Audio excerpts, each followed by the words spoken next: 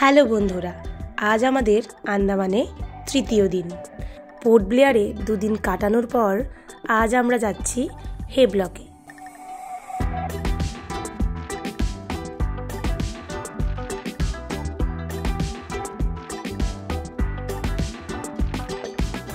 তাই জেটিতে পৌঁছে আমাদের চেকিং কমপ্লিট হওয়ার পর সবার প্রথমে আমরা আমাদের টিকিটটা কালেক্ট করে নিলাম।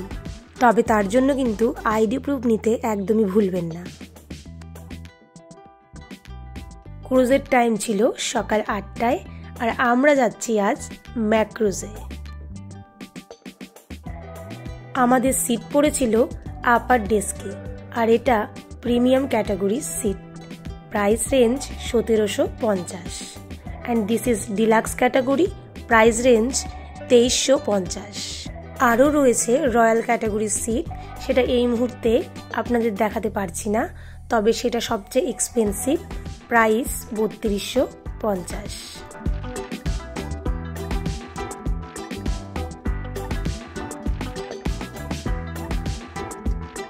আপনারা আপনাদের বাজেট অনুযায়ী সিটটা বুক করে নেবেন, তবে চেষ্টা করবেন আপার ডেস্কে সিটটা ফেলতে, তাহলে ভিউটা আরও ভালোভাবে এনজয় করতে পারবেন।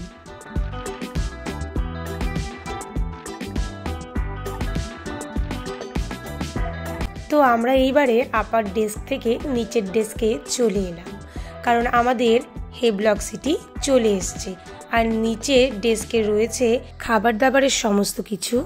চাইলে আপনি নিচে নেমে কিনেও নিয়ে যেতে পারেন বা ওখানে বসে অর্ডার করলেও আপনাকে দিয়ে যাবে। তবে আমরা কিন্তু অনেক কিছু খাবার ব্যাগে নিয়েই ক্রুজে উঠেছিলাম।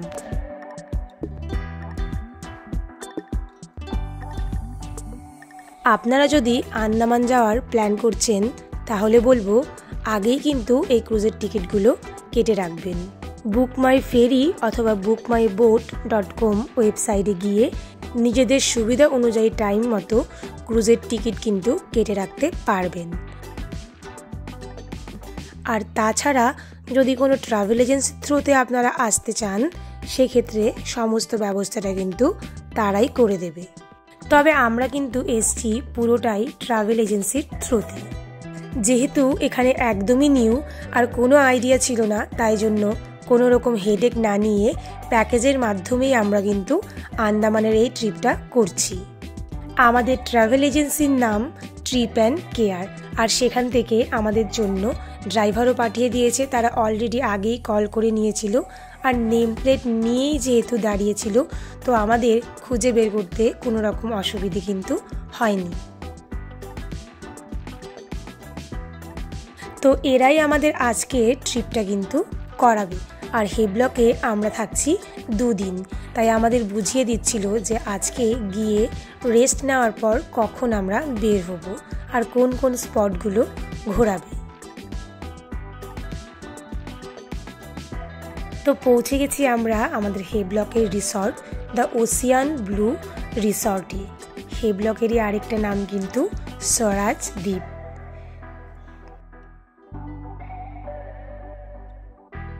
হোটেলস এবং গাড়ি ভাড়াগুলো কিন্তু আমাদের প্যাকেজের মধ্যেই ইনক্লুড ছিল।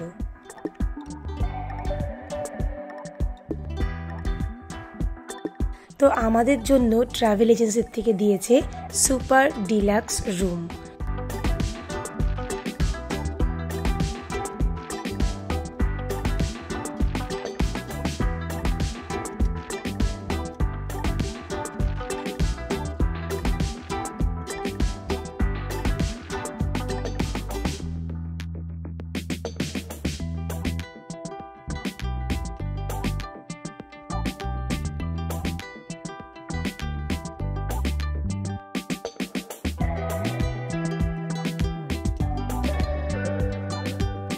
রুমটা ভীষণই সুন্দর ছিল আর সব কিছুই একদম নিট অ্যান্ড ক্লিন।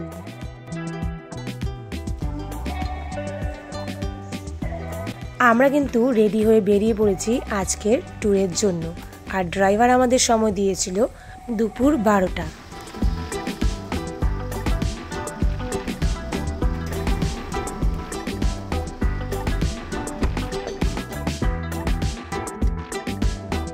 তো গাইস, আমরা কিন্তু যাচ্ছি এখন কালা পাথর বিচের দিকে। আর এখান থেকেই দেখতে পাচ্ছি জাস্ট অসাধারণ। জানি না সামনে থেকে কতটা সুন্দর হবে। I am so excited.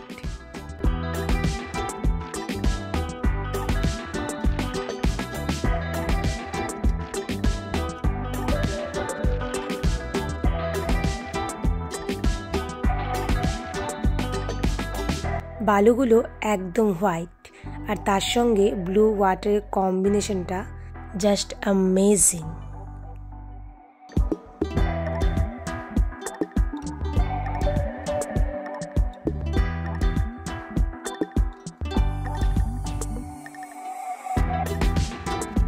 তবে এখানে বসে আপনি সারা দিন কাটিয়ে ফেলতে পারবেন।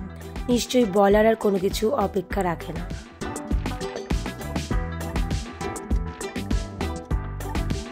বিচটা অপূর্ব সুন্দর। দেখতে পাচ্ছেন আপনারা যে কতটা স্বচ্ছ জল।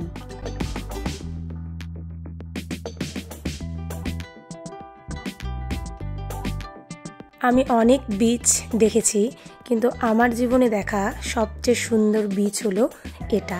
আপনারা কিন্তু হেভলকে এলে কোনোভাবেই এটা মিস করবেন না।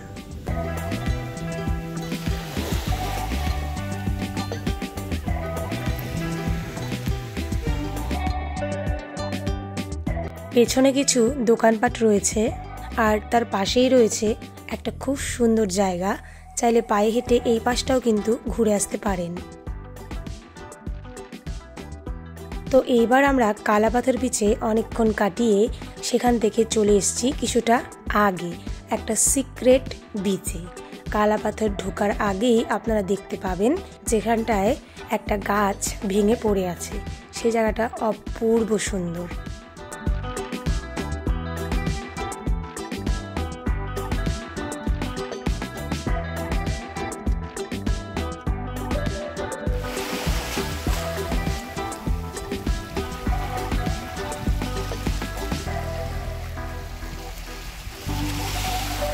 এবার এই দিক দিয়ে এই পাশটাতে কিন্তু একদমই ফাঁকা। আর এখানে বসে আমি আর আমার হাজবেন্ড অনেকটা সময় কিন্তু স্পেন্ড করেছিলাম। আর সেটা আমার কাছে কাটানো সবচেয়ে সুন্দর মুহূর্ত ছিল।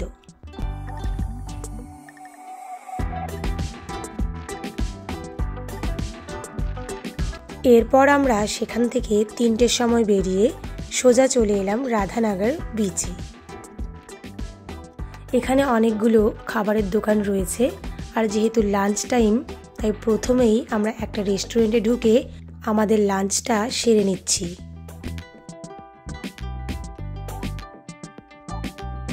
এরপর আমরা বিচের ধারের দোকানগুলো থেকে কিছু জিনিসপত্র কিনলাম। তারপর চলে এলাম রাধানগর বিচে।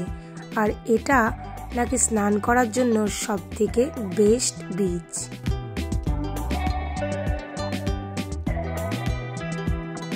আর যেহেতু এটা সানসেট পয়েন্টও, তাই আমরা এখানে স্নান করে একেবারে সানসেট দেখে তারপরই ফিরব। আর এখানে দেখতে পাচ্ছেন গাছগুলো কত বড় বড়, কারণ এখানে একটা ফরেস্টও রয়েছে।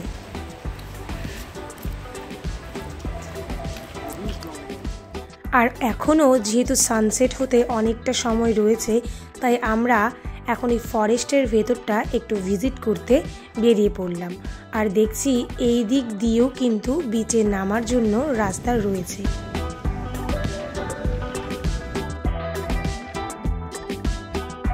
এই দিকটা কিন্তু মেইন বিচের থেকে অনেকটাই ফাঁকা, আর জলগুলো মোটামুটি পরিষ্কার ছিল।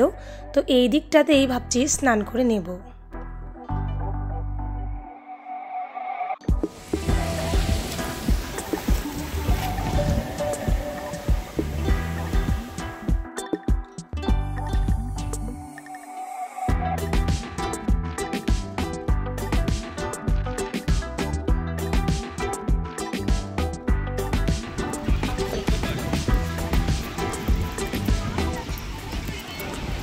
সন্ধেবেলার রাধানগর বিচ।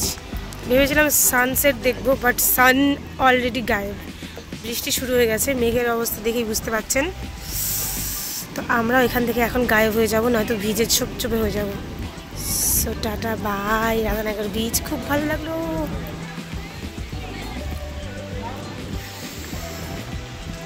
চলো চলো চলো চলো চলো চলো চলো চলো চলো।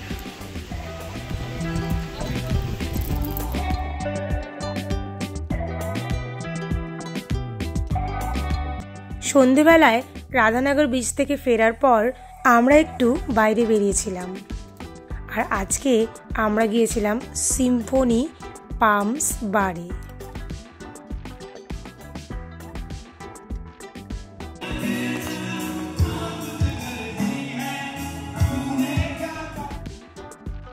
সেখানকার অ্যাম্বিয়েন্স ভীষণ সুন্দর ছিল, আর সত্যি বলতে আমার বর ভীষণ এক্সাইটিং হয়ে পড়েছিল যেহেতু ওখানে প্রোগ্রাম হচ্ছিল।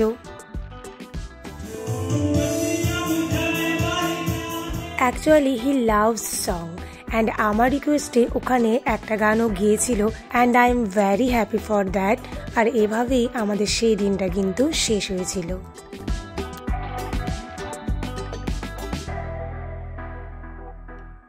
তো এই ছিল আমাদের আন্দামান ভ্রমণের তৃতীয় দিনের ভিডিওটি ভালো লেগে থাকলে লাইক, শেয়ার এবং সাবস্ক্রাইব করতে ভুলবেন না।